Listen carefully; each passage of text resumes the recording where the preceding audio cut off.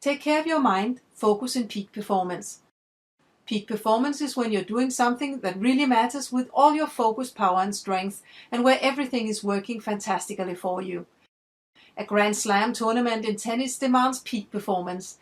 It is not an event that happens every day, but an event that will really make a difference in the athlete's life if the ability to peak perform is present in every match during the tournament. Think of your Grand Slams and what it will take for you to peak perform. Picture that you have prepared well ahead. You have increased your technical and tactical skills, you have trained and repeated what you're supposed to do, and you're convinced that you can do it. The moment comes and you need all your brain activity to focus on being present and doing what you have to do. There's no room for thinking about what to buy for dinner or if the kids had a good day at school. Take care of your mind, focus in daily operations.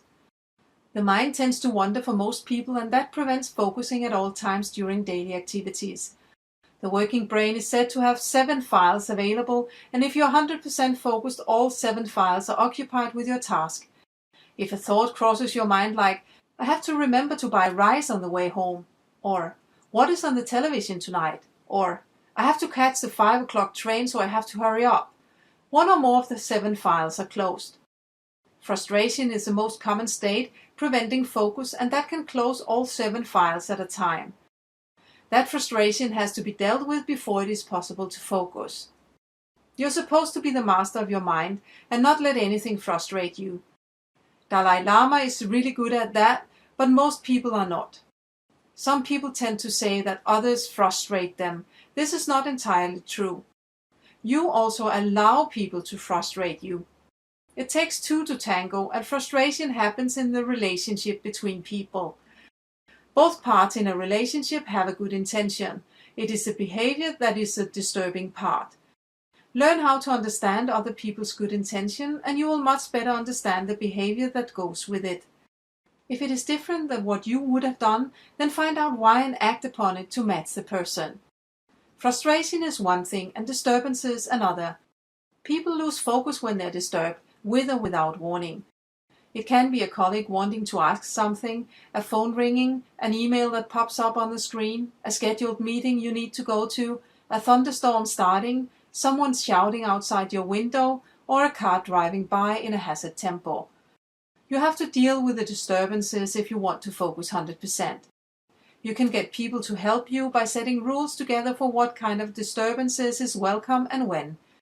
You can help yourself blocking out distractions by training your mind to do so. Restitution. You need restitution daily, and one way is to sleep 7 to 8 hours per night. This means sleep, not go to bed, read a book for 2 hours and then sleep for 5. Make your bedtime rituals in such a way that you get a good night's sleep. Besides sleep, activities can also be restitution. For instance, to go for a walk, play with the kids, play soccer or go to the gym with your friend, have a chat with your spouse, visit friends, or other activities that can take your mind off work. Restitution can also be total silence, like meditation, power naps, or just to sit and overlook the sea. You cannot perform all the time. You need rest in between to get new energy. Some people believe that they can just keep on going because the work is so exciting or because the working environment is tough.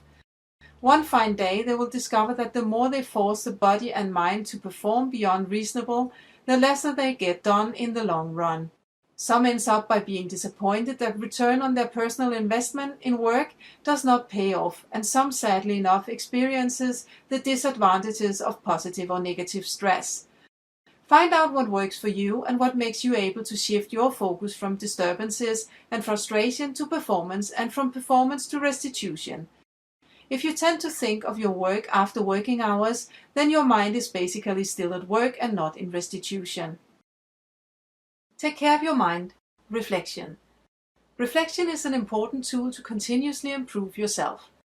When you reflect, you are thinking in a different level than when you're doing.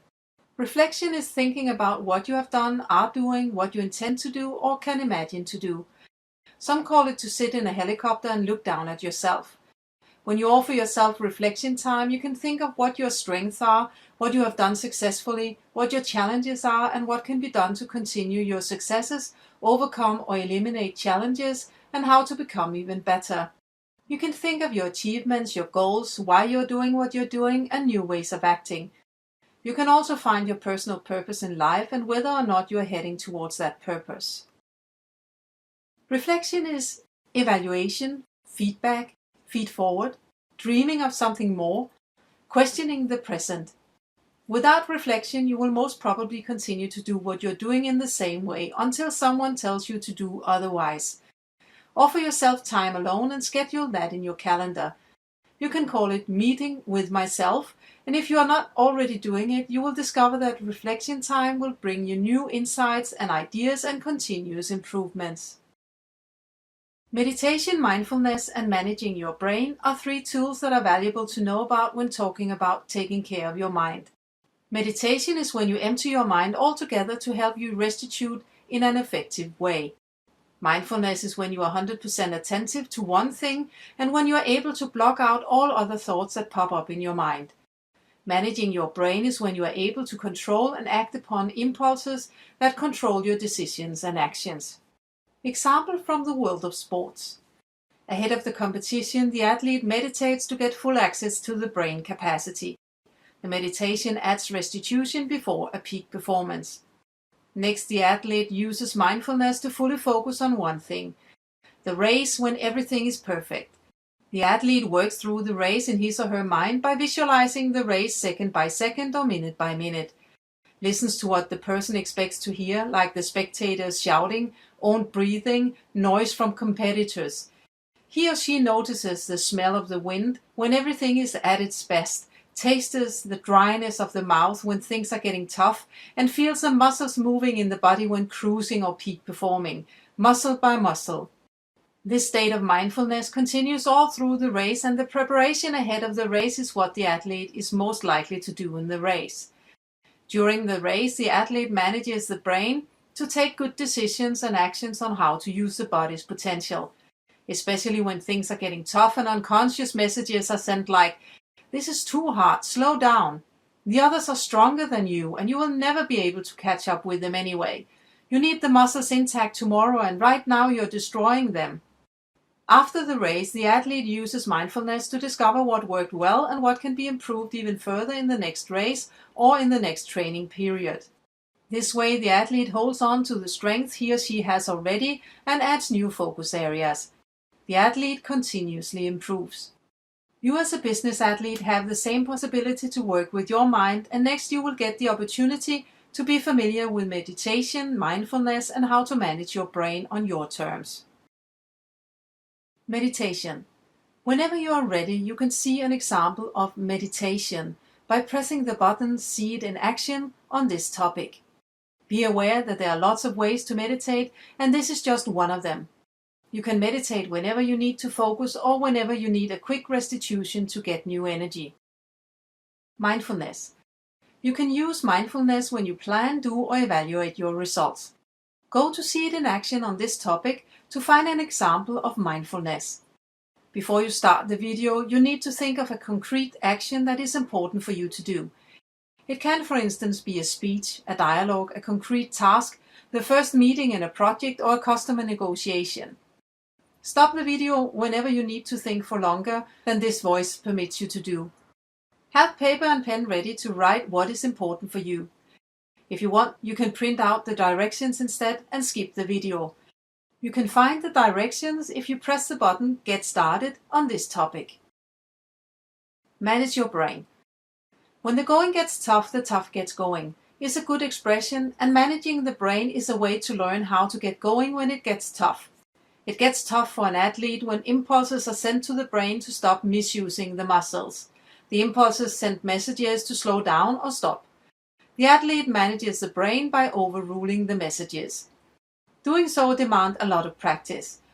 The more an athlete practices overruling the impulses, the more meaningful it gets for the brain and the less impulses are sent.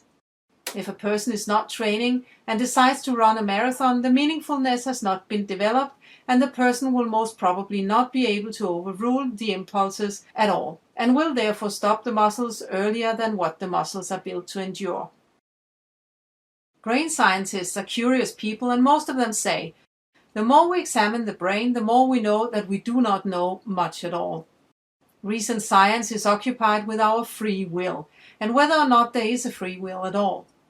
Impulses are said to have an effect on our brain with the purpose of protecting us. This effect leads to action or no action, and whether it is action or no action is dependent on how meaningful it is to us and how capable and willing we are to overrule. Let's say that you have an important message to 100 people and an event is coming up where you can actually address and have a dialogue with all of them at the same time. You need to take a decision and act upon it. If you're used to speaking for 100 people, the impulses that will try and prevent you from it will be stopped by the meaningfulness you have created by speaking in public over and over again. The impulses may create a slight excitement and nervousness, but that will pass. If you are not normally used to speaking in public for a larger audience, the brain haven't found the meaningfulness yet, and the impulses will be stronger than the meaningfulness. You may try to use your free will and say, "I will do it," and you will find yourself not doing it anyway. Think of the times you have said that you will do it and haven't done it anyway. Do any of these sentences remind you of something? I will quit smoking. I will spend more time with my children and parents. I will exercise more. I will say no.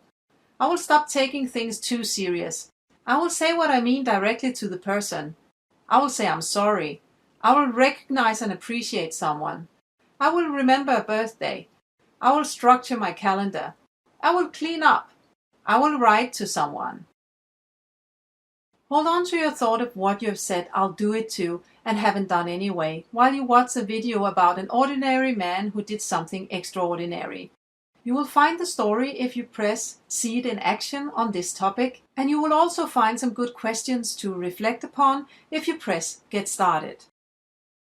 You can use the tool Anchor to help you train the brain to overrule impulses. If you enter the leadership path, Lead and Manage Development, you will learn how coaches use anchors to help a focused person to change one habit to a better one. An anchor can look like this for a person who wants to listen more to the team members instead of speeding up the meeting and taking all the decisions. When the second comes where I notice that my temper raised from my stomach, I say to myself with an angry voice, "Don't force it, embrace a new idea." Then I take a deep breath and place my hands calmly on both sides of my chair and ask a question, for instance, "How can we use this idea?" To help you get a new meaningfulness and thereby new habits, you can support with rituals. For the same person as before, it can be: before I leave my office, I read the sentence on my desk saying, "Any idea is a good idea." Before I enter the meeting room, I take a deep breath. When I enter the meeting room, I smile. For a person who wants to exercise 3 times a week, a ritual can be: every evening when I go to bed, I place my running shoes and outfit outside my bathroom door. That way it is the first thing I see every morning. And an anchor can be: when the second occurs that I want to go back to bed, I straighten my back, lift my head, and convince myself with the sentence, "This is what I do for me, myself, and I." If you have not yet taken a difficult step toward your goal, you are not moving, and you have not really taken the decision. You can fool yourself and others to believe that you have taken a decision and that you are moving. However, the only one you cheat is yourself, and you can ask yourself these questions. Why is my goal important to me? What will change for me personally, given that I succeed? What will happen if I just skip the goal? How much am I willing to sacrifice to reach my goal? Will what I want to do bring me to reach my goal? If not, what else do I have to do? How much is it worth it? On a scale from 1 to 10, where 10 is the highest. What is my first easy step? What is my first difficult step? When will I take my first difficult step? What am I on my way to be?